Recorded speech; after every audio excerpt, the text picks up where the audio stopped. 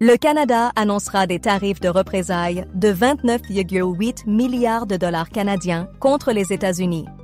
Cette mesure répond aux tarifs sur l'acier et l'aluminium imposés par le président Trump. Les tarifs de Trump entrent en vigueur. Cette série de mesures s'inscrit dans la campagne de Trump pour réorganiser les normes commerciales mondiales. Expiration des exemptions. Les exemptions, quotas et exclusions de produits ont expiré mercredi. Hausse des tarifs. Les tarifs augmentés sur l'acier et l'aluminium sont maintenant effectifs. Objectif de Trump.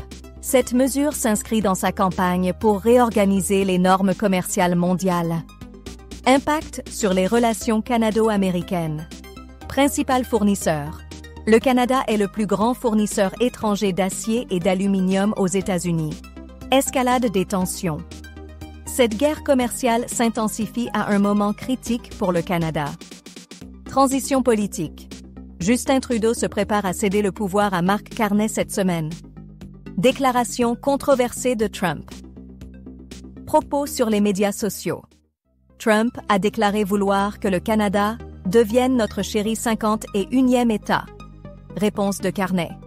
Mark Carney a indiqué qu'il ne pourrait pas parler avec Trump avant d'être assermenté.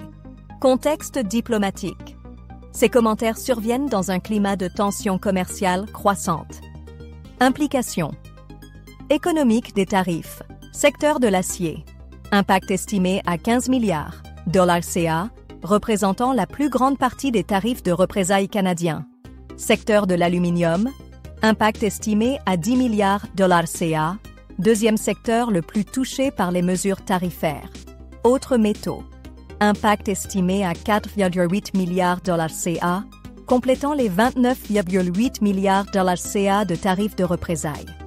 Les tarifs de représailles canadiens de 29,8 milliards $ CA cibleront principalement les secteurs de l'acier et de l'aluminium.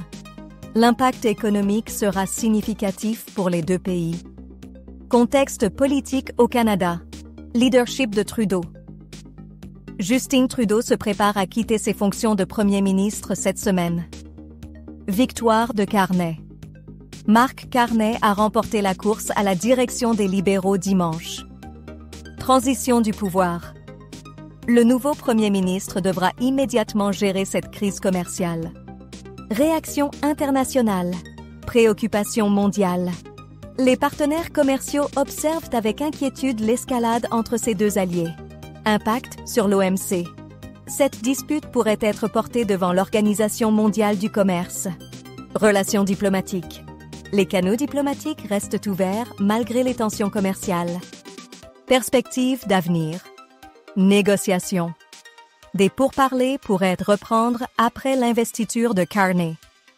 Ajustement économique. Les entreprises des deux côtés devront s'adapter aux nouveaux tarifs. Résolution potentielle. Une solution diplomatique reste possible malgré les tensions actuelles. L'avenir des relations commerciales entre le Canada et les États-Unis dépendra largement des premières actions de Mark Carney et de la réponse de l'administration Trump.